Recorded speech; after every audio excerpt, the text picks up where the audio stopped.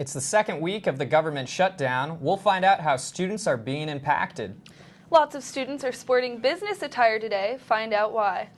And a star Cal Poly women's soccer player is making history. We have an inside look at how the Lady Mustang is making her team a conference contender. Broadcasting from Studio 300 on Cal Poly's campus, you're watching Mustang News.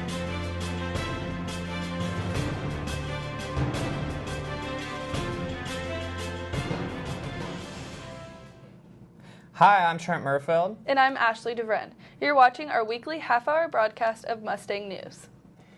We are 9 days into the government shutdown, and the political gridlock in Congress is especially damaging to students. Taylor Phillips finds out how students are dealing with the shutdown.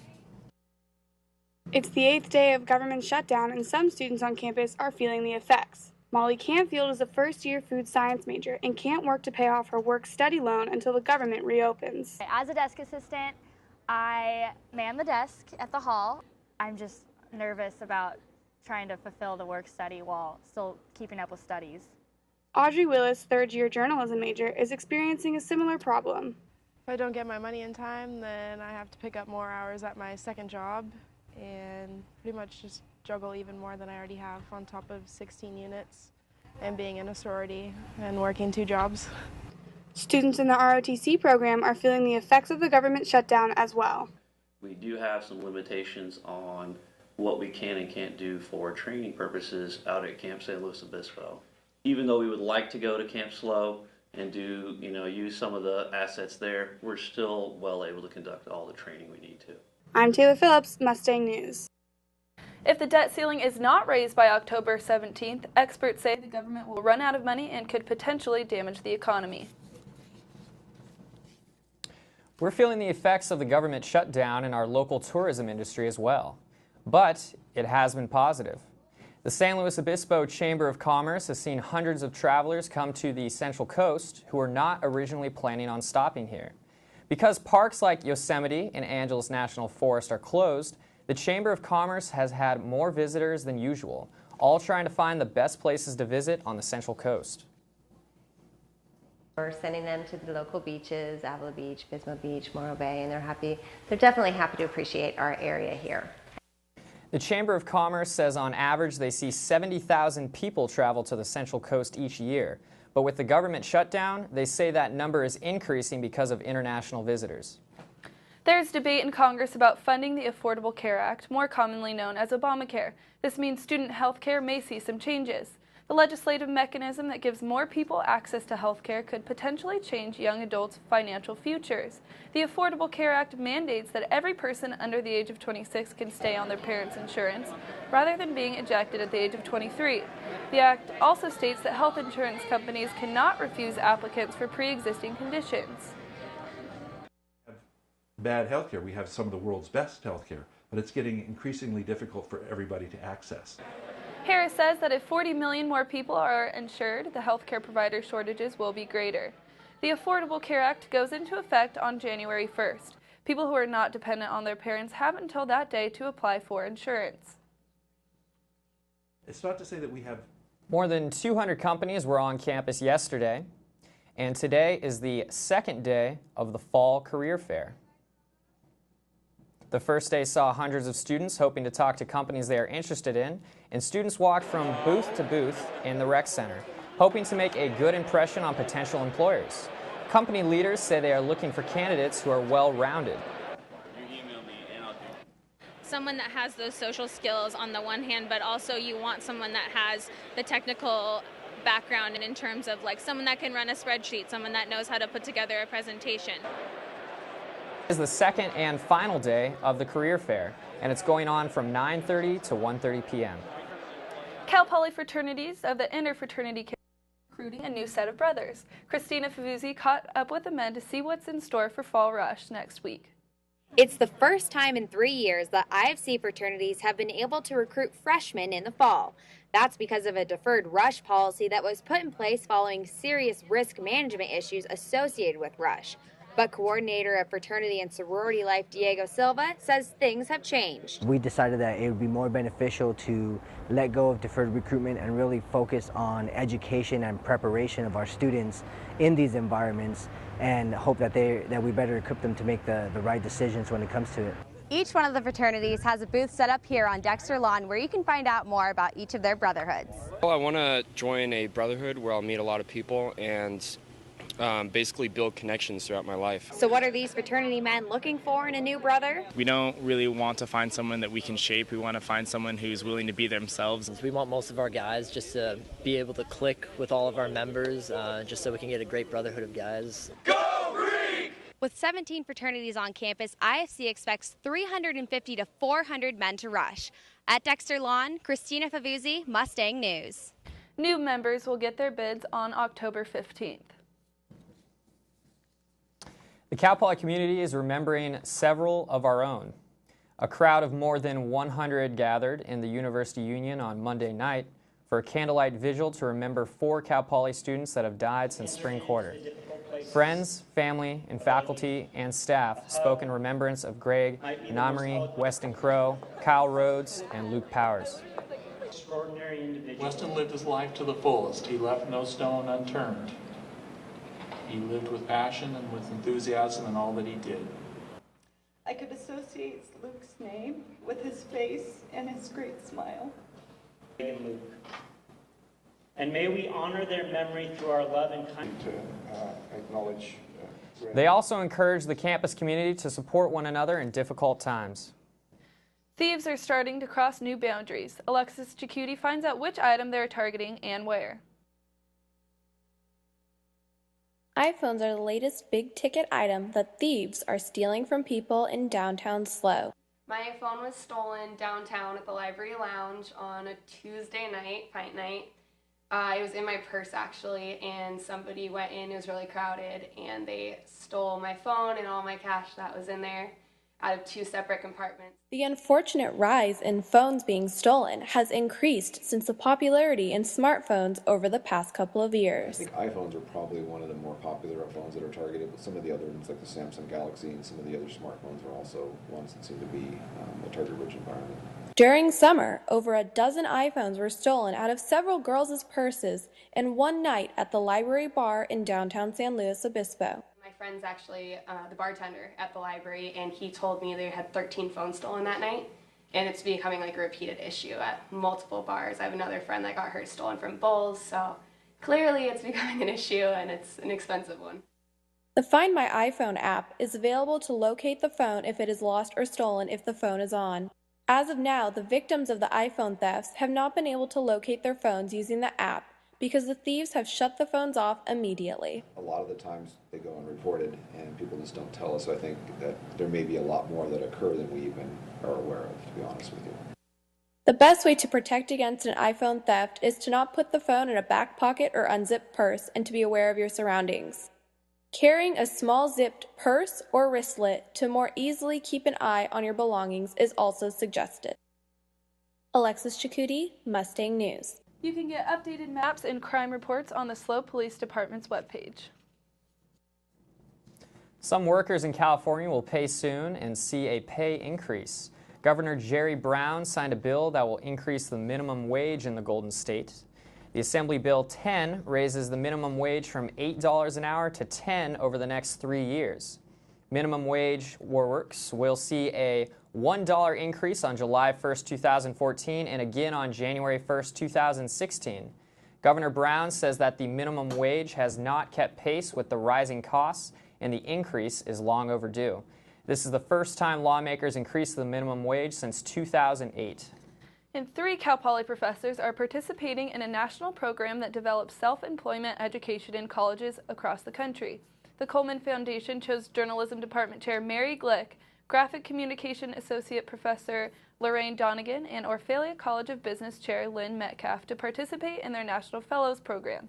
This is the second time the program has chosen Cal Poly professors to participate. The goal is to develop coursework in the Fellows departments, teaching self-employment skills. The Fellows are also working to increase interaction between departments on entrepreneurial projects. So the idea of developing a sense of self-startership, understanding how business operates, understanding the underpinnings of the business side of journalism is really important for people to learn. The Cal Poly professors will participate in monthly interactive meetings with other fellows from 19 colleges across the country. They will also be attending the Collegiate Entrepreneurs Organization Conference. That's November 1st through 3rd in Chicago. Local runners are training to run from the city to the sea. Plus, we hop on board with local food trucks to see what they are cooking up.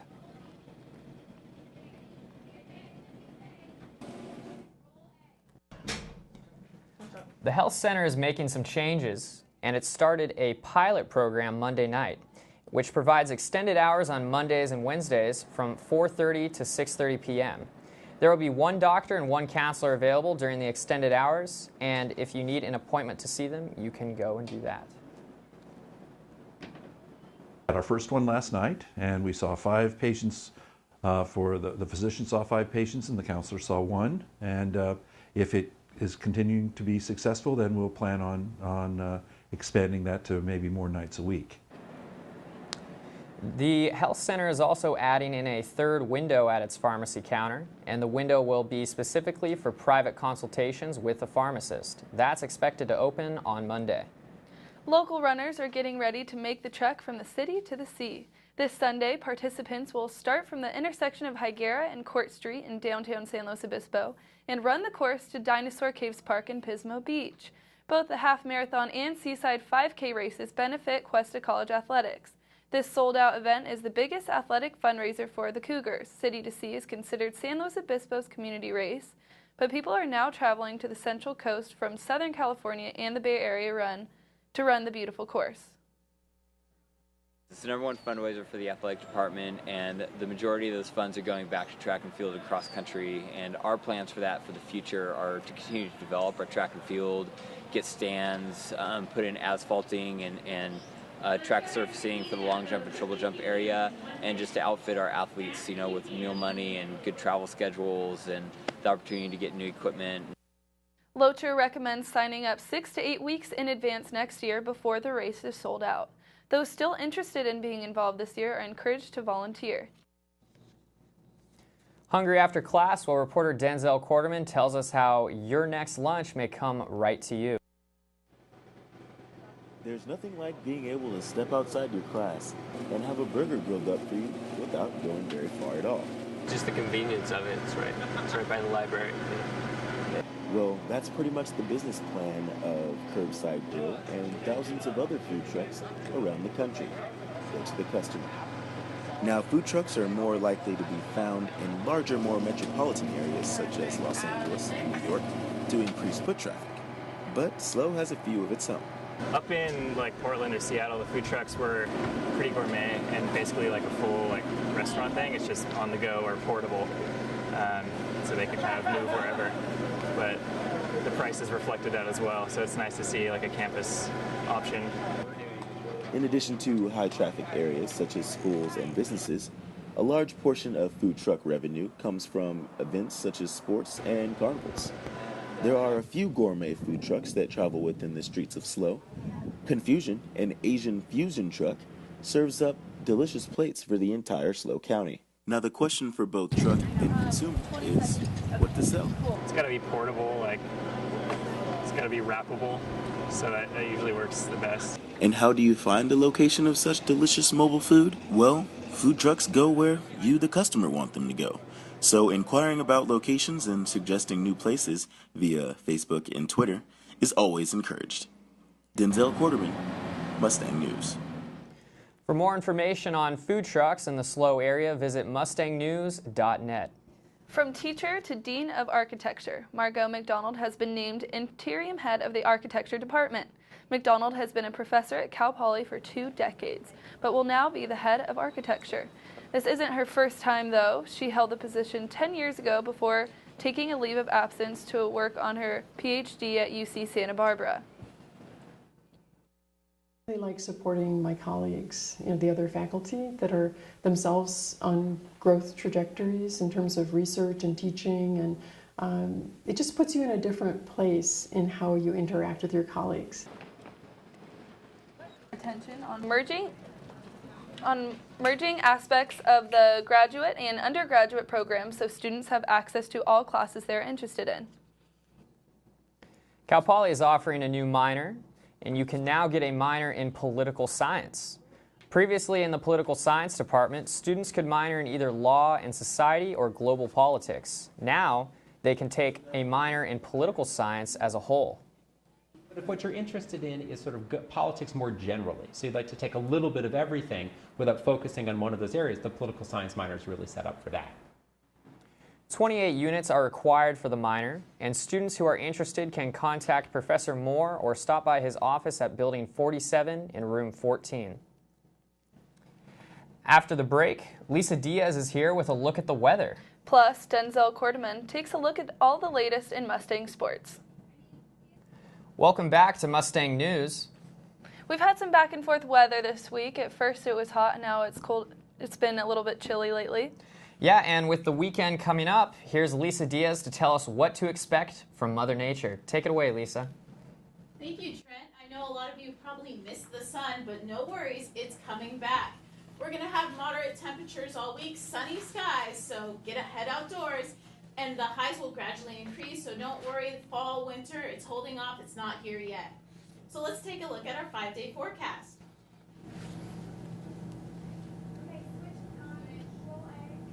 Well, here we have a beautiful shot of beach over there at Shell Beach, and this will be a great weekend for outdoor activities. It might be a little cold to go ahead and jump in the ocean, but feel free to take your kayaks, hiking. It's going to be sunny skies, mid-60s. All right, so now we're looking at our 5-day forecast. Thursday, we have a high, which is today, we have a high of 66, a low of 48, so very moderate. It's going to warm up on Friday, 70 with a low of 48. Continuing to warm up, we have 71, 49, and then through the weekend, it just continually gets warmer until Monday, Columbus Day. We have a high of 76. Will be great and sunny and a perfect day for a day out. Thank you. Thanks, Lisa. I'm really excited for a weekend of consistent weather. And Ashley, speaking of consistency, we have Denzel Quarterman here in the studio, who you can always count on to deliver. Denzel? Thanks, Trent. The Mustang football team looks to improve to 500 as they get back to Big Sky play this weekend against Weber State at home.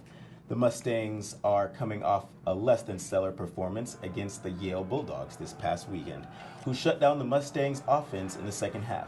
Coach Walsh says that capitalizing on offensive scoring opportunities and keeping Weber State's Yale-like offense off the field will hopefully produce a different outcome.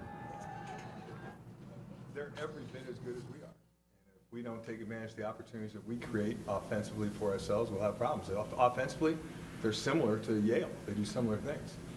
So we'll hopefully be a week better because we played against it, but they do a couple other things that are a little bit different that may cause us some problems if we don't get some things corrected as far as some coverage responsibilities. Weber State will be coming into Spano Stadium with a 1-5 record on the season. Freshman quarterback Austin Tripoletti is coming off his best passing start of the season, earning 140 yards in the last game. Kickoff is set for 6 p.m. and the game will be broadcasted live on ESPN 1280. Basketball season is back. The Cal Poly men's basketball program will have their green and gold game scrimmage this Saturday, 4 p.m. in Mott Gym. This will be their first open inter-squad scrimmage of the season. Cal Poly is returning 8 letter winners, including 3 starters.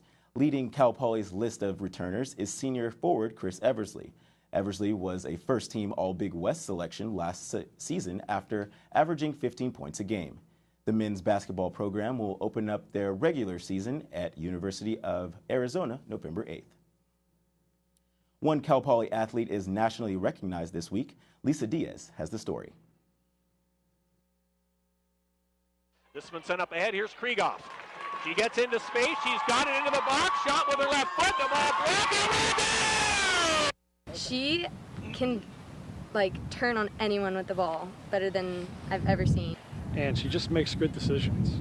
She knows when to just lay it off, when to turn, when to find someone wide, all those things. Cal Poly forward Elise Krieghoff is making history.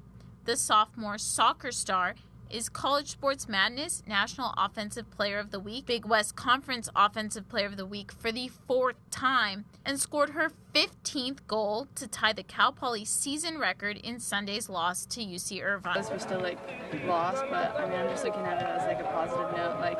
Yeah, we got some goals and we kept fighting. So I think just the record means that we're getting better and better every game that we play to get more goals and find the back of the net. Teammates say Krieghoff never stops working hard. She plays close to the full 90 minutes of each game and makes those around her better players. It represents the team well. For someone to get Player of the Week that many times says a lot about her, but it says a lot about our team as well. So we're starting to play well, find our rhythm, and Elise is reaping the benefits of that. The team is in the hunt for the conference championship and aims to make the NCAA tournament. Cal Poly will rely on Krieghoff to keep the ball upfield and the Mustangs on the attack. She's breaking all these records, getting all this attention, and it's just funny because we know her as just Elise, our friend, and she's kind of goofy, so it's definitely cool to be able to play with her and see her be so successful. Lisa Diaz, Mustang News. You can hear more of Krieghoff's story in today's feature on mustangnews.net. And that's going to be about it for sports, guys. Thank you, Denzel. That's pretty crazy. 15 goals for Elise. Yeah, I agree. Those are some pretty video game-like numbers. I hope she keeps those up and leads her Lady Mustangs to the playoffs. And well, coming up, Cal Poly's improv group is rehearsing for their next show. Find out where and when you can check them out and really how competitive the club is. And Cal Poly's dance company welcomes new dancers to their group. Find out more about Orchesis and all of your entertainment news in Polywood.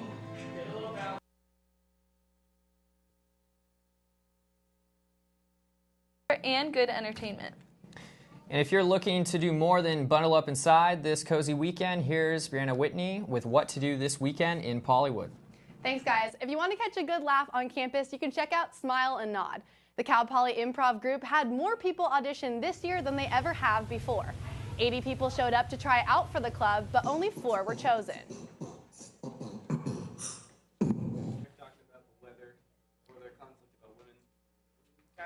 The theme for this weekend's show is Greeks versus Greeks. The improv group will be acting out fraternities battling ancient Greeks, and Smile and Nod performs Saturday night in Building 45, Room 212. Show times are at 7 and 8:30, and tickets are $5 at the door. The TJ Miller Comedy Show is coming to Cal Poly on October 16th at 9 p.m. in Shumash Auditorium. Miller is an actor and comedian and has appeared in countless movies and TV shows like Our Idiot Brother, She's Out of My League, Get Him to the Greek, The Jeselnik Offensive, Chelsea Lately, and Conan. The cost is free with a Cal Poly ID, and you can check out the ASI website for more information on the event. Well, it's almost time for the 27th SLO event. Community members will head to downtown San Luis Obispo next Wednesday and gather at Linnea's Cafe for a night of storytelling. The event is free to anyone, and anybody is welcome to tell their story, but there's only one catch. It just has to be true and shared without notes. Event organizers say that SLO brings together the community and broadens perspectives. It will begin at 7 p.m. in the back room of the cafe. Cal Poly's dance company just gained some new members. Orchesis says that 60 people went through a competitive audition process during the first week of fall quarter, and several of the new members in the group are freshmen.